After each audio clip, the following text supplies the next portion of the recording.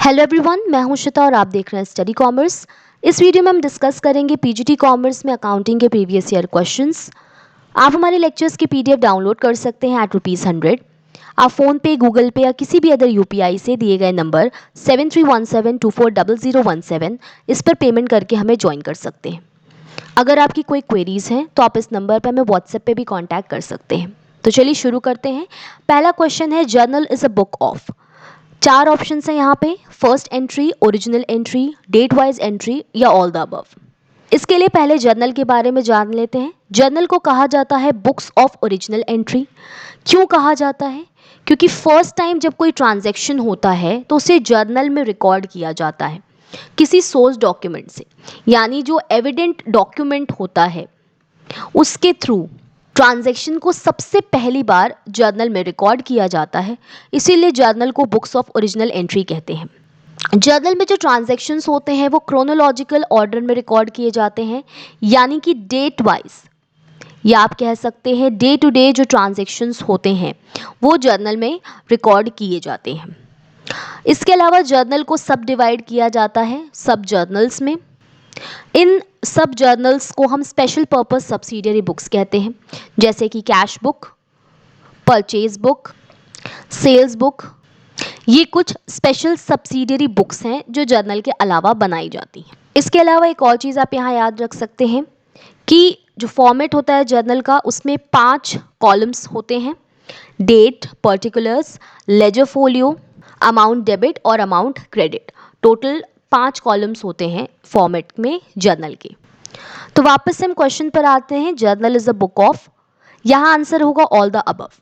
Journal को first entry भी कहते हैं। Journal is a book of first entry क्योंकि फर्स्ट टाइम जो एंट्री होती है वो जर्नल में की जाती है।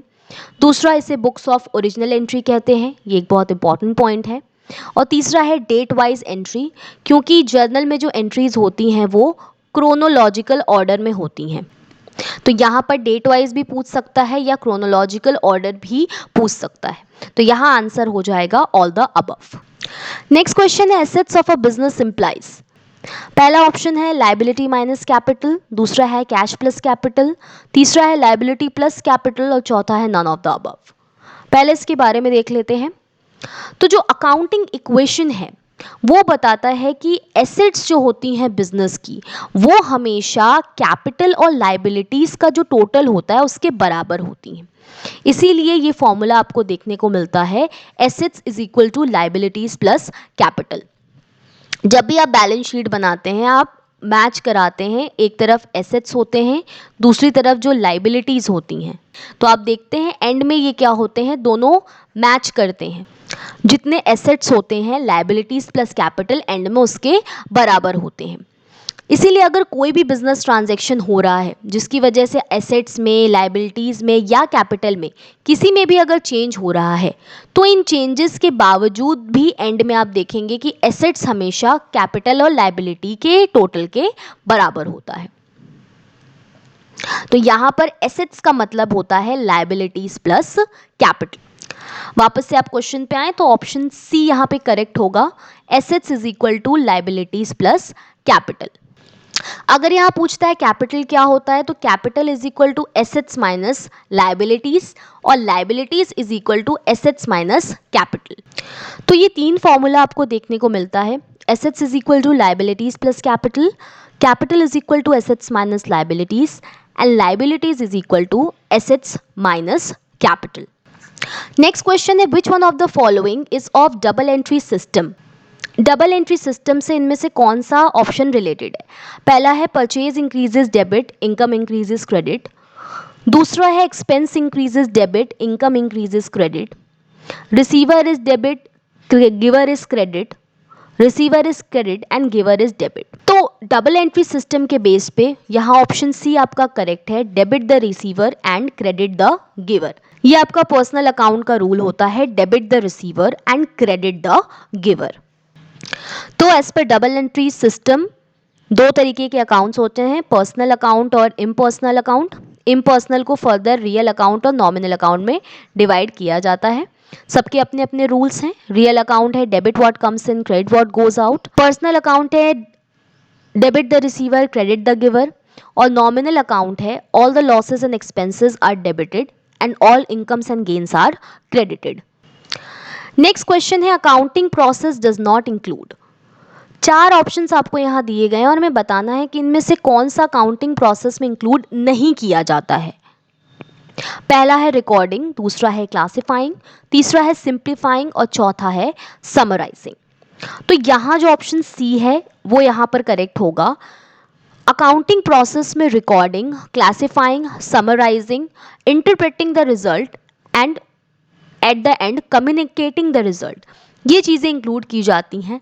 सिंप्लीफाइंग को अकाउंटिंग प्रोसेस में इंक्लूड नहीं किया जाता है। इसके बारे में देख लेते हैं। सबसे पहले जब कोई ट्रांजैक्शन होगा, यहाँ पे याद रखें कि जो ट्रांजैक्शन होगा वो मनी के टर्म्स में होना चाहिए, तभी उसको अकाउंटिंग में रिकॉर्ड किया जाता है। यानी ऐसे ट्रांजैक्शन जिनको हम मनी के टर्म्स में कन्वर्ट कर सकते हैं, सिर्फ उन्हें ही अकाउंटिंग में रिकॉर्ड करेंगे। तो सबसे पहले कोई ट्रांजैक्शन होगा, इसके बाद इसको क्या करेंगे, रिकॉर्ड करेंगे। रिकॉर्ड कहाँ करते हैं, तो हम जर्नल में रिकॉर्ड करते हैं जिसे बुक्स ऑफ ओरिजिनल एंट्री कहते हैं, या फिर जो स्पेशल सब्सिडियरी बुक्स हैं इनमें रिकॉर्ड किया जा सकता है, जैसे कि कैश बुक। तो ट्रांजैक्शन जब कोई होगा उसके बाद सेकंड जो प्रोसेस होगी वो होगी जर्नल में या फिर स्पेशल सब्सिडियरी बुक्स में रिकॉर्डिंग करना। इसके बाद नेक्स्ट आता है लेजर। लेजर का मतलब है कि यहाँ पर हम अकाउंट्स को क्या करते हैं, क्लासीफाई करते हैं।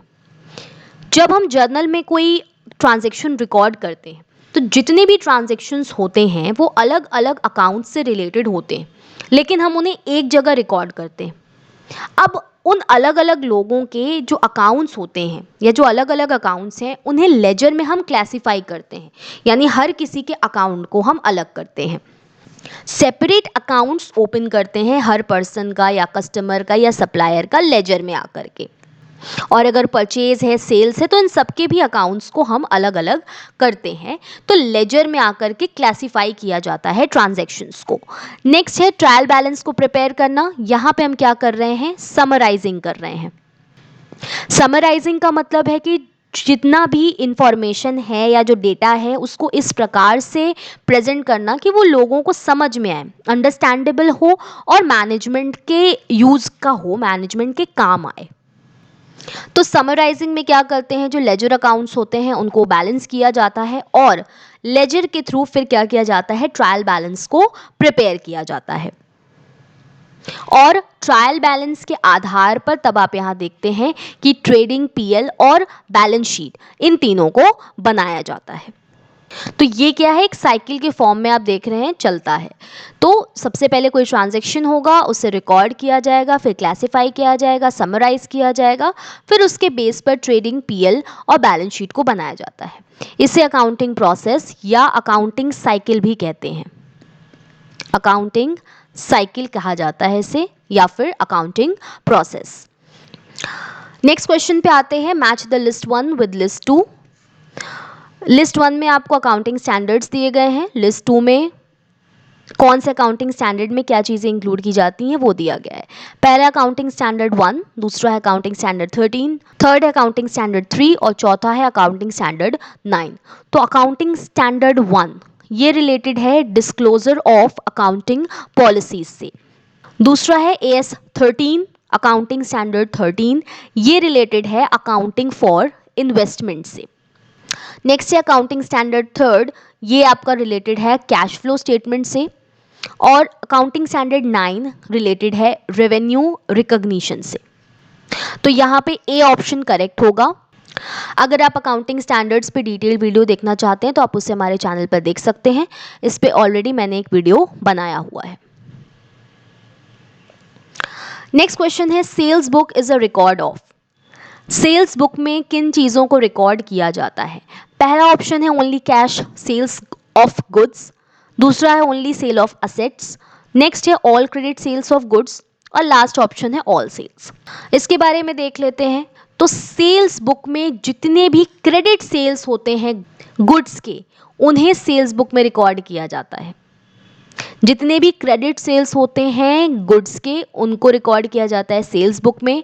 अगर कैश सेल्स हो रही है तो उसको कैश बुक में रिकॉर्ड करेंगे, सेल्स बुक में रिकॉर्ड नहीं करेंगे।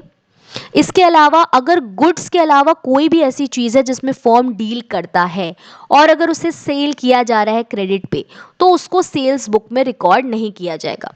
यानी कि अगर मान लीजिए एसेट्स हैं, उसको अगर सेल किया जा रहा है तो यहाँ उसको सेल्स बुक में रिकॉर्ड नहीं किया जाएगा। सेल्स बुक को सेल्स डे बुक के नाम से भी जानते हैं। तो सेल्स बुक में सिर्फ क्रेडिट सेल्स को रिकॉर्ड किया जाता है, वो भी किसकी क्रेडिट सेल्स? गुड्स की। तो हमारा ऑप्शन यहाँ पर क्वेश्चन में सी सही होगा, only credit sales of goods. Sales book में कैश सेल्स ऑफ गुड्स को रिकॉर्ड नहीं किया जाता है, इसको कैश बुक में रिकॉर्ड किया जाता है। सेल ऑफ एसेट्स को भी रिकॉर्ड नहीं किया जाता है सेल्स बुक में। सिर्फ जो क्रेडिट सेल्स होगा, क्रेडिट सेल्स ऑफ गुड्स जो होगा, उन्हीं को हम सेल्स बुक में रिकॉर्ड करते हैं। तो यहाँ ऑप्शन सी करेक्ट होगा। तो आज की इस वीडियो में हमने अकाउंट्स में प्रीवियस ईयर क्वेश्चंस देखा। आने वाले वीडियोस में हम और भी क्वेश्चंस को डिस्कस करेंगे। Thank you.